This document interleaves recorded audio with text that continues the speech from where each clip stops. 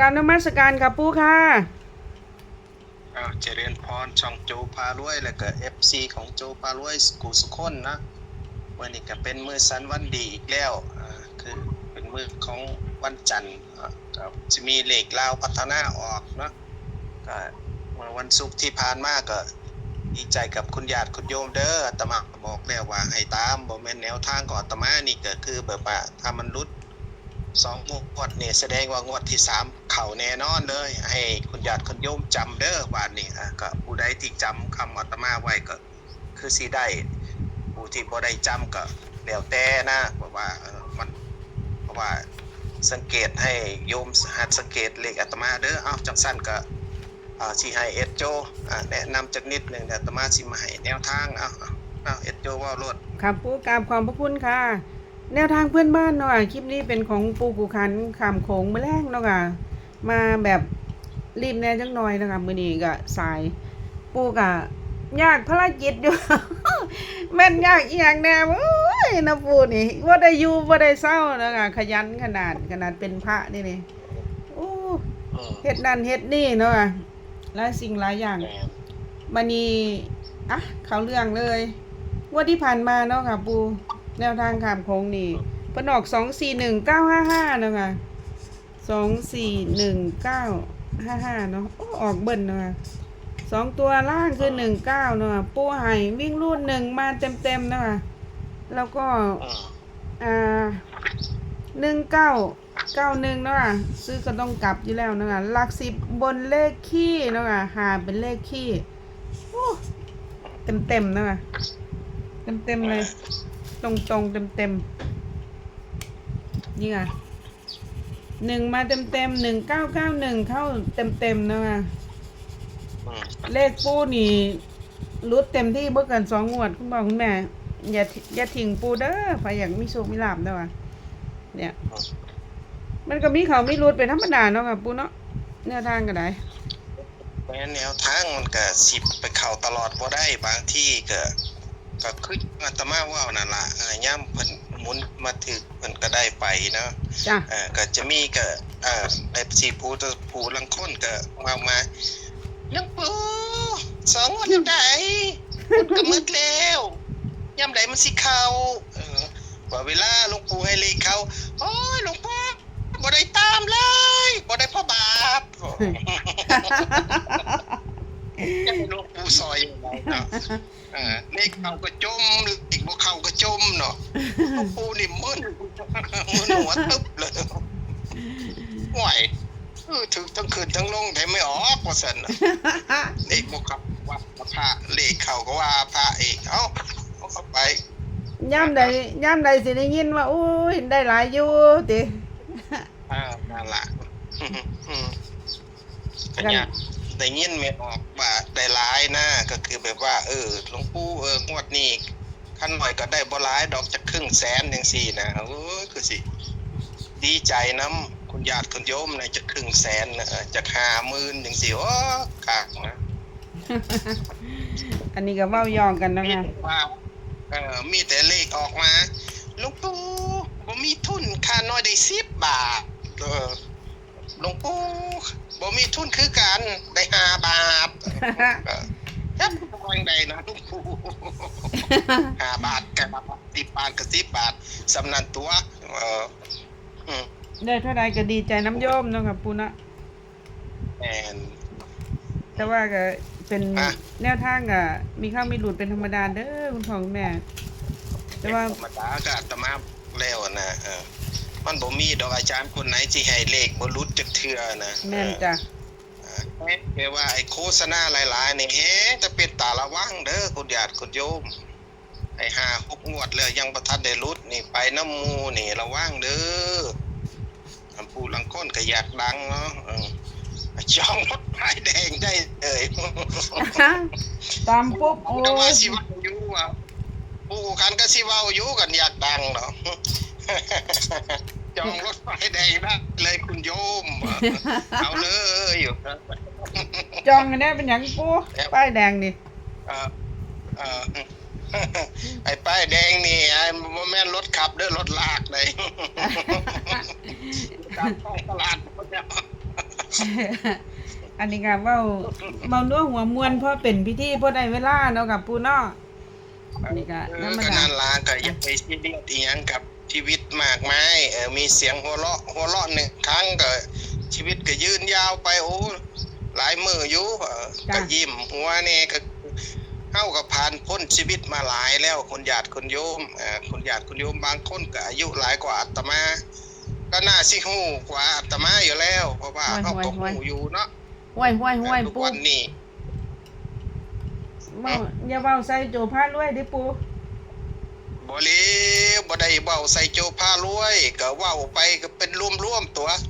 บ่แม่นติโจพารวยเอาผู้เดียวเนาะผู้อื่นเขาก็ทำเฟซเนาะ อันนี้ก็เว้าหยอกนะคะเนาะ มันบ่แม่นเฒ่าติโจพารวยเกิดก่อนแม่นบ่ล่ะ จ้ะ ผู้อื่นเขาก็เกิดก่อนหลายนะ เอ้า ก็เว้าให้ฟังว่านั่นล่ะเฮาก็มันเป็นจังซี่เฮาก็น่าสิรู้แล้วนะก็คือแบบว่าหัวเราะร้องไห้ดีใจเสียใจเฮาก็เป็นน้ำโตตั้งแต่เกิดแล้วเฮาก็เห็นอยู่แล้วนะคันว่าผู้สังเกตคันผู้บ่สังเกตก็บ่ฮู้หยังดอกแต่ละมื้อแต่ละเว้นผ่านไปเวลามันก็เดินไปตามกาลของมันเนาะก็นี่ก็คือจังเฮาเสียงโชคเสียงลาภเนี่ย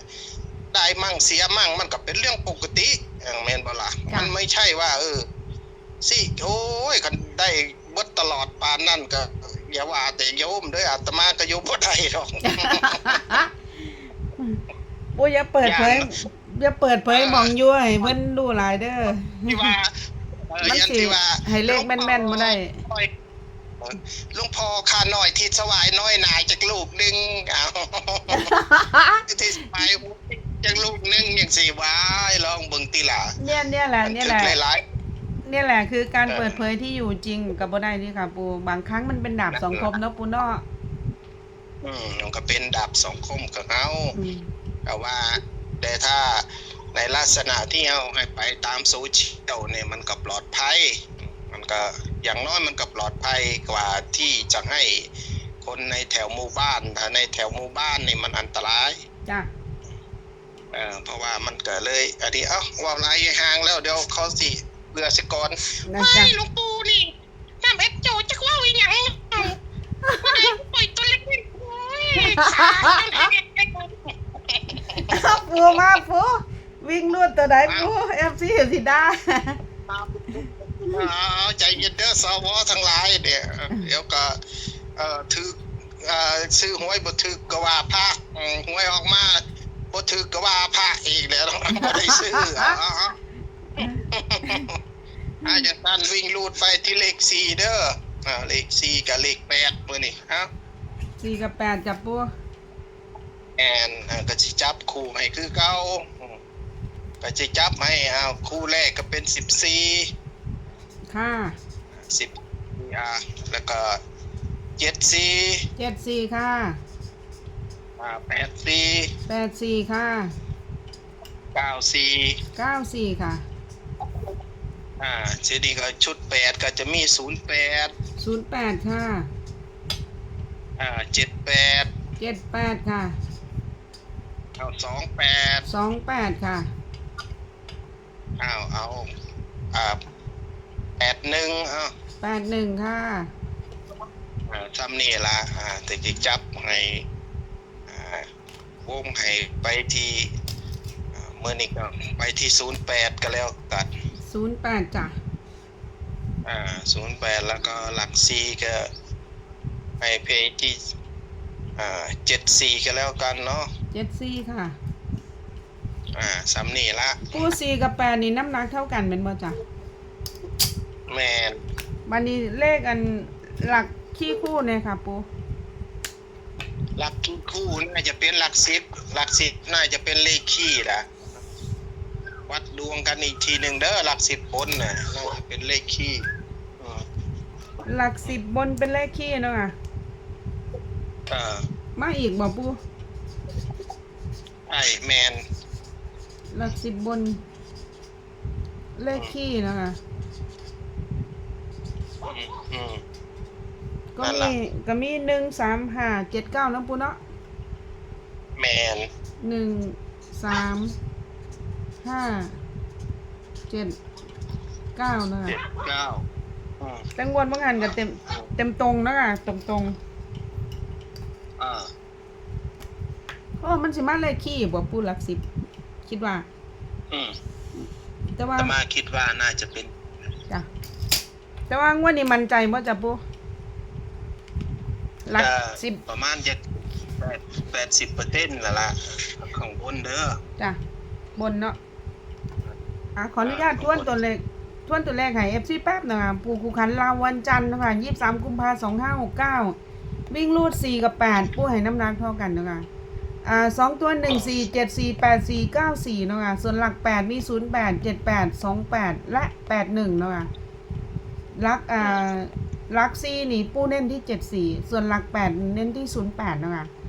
หลัก10บนเลขขี้เนาะค่ะก็มี1 3 5 7 9เนาะค่ะอันนี้ก็ถูกต้องเนาะค่ะปูเนาะ แมน เอาแคปเจอร์แล้วคุณพ่อคุณแม่แคปเจอร์เลยเนาะแคปเอาค่ะเดี๋ยวเสียปูมันเว้าไปนำเนาะปูอันนั้นคือว่าเห็นดีอย่างก็เมื่อคืนนี่ตัวเลขเด็ดเห็นเลขเด็ดเลขดีอย่างก็กับปูเมื่อคืนนี่ คืนนี้อาตมาเจองูเห่าเนาะเจองูเห่าแต่ว่าตรงหัวมันอาจจะมีรอยคุณโยมอาจจะเห็นตรงมันแผลแม่เบี้ยตรงที่มันแผลแม่เบี้ยนี่มันสิเป็นคือจังตัวเลขคืออาตมาเปิดไฟแล้วย่ำคืนมาน่ะไฟโซลาร์เซลล์อาตมาก็ลงไปเบิ้ง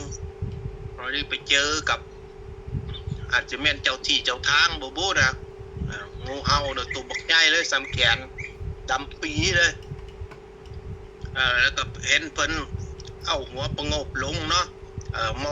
องลงไปข้างล่างนี่คือจังเลข18เป็นสีขาวๆนะ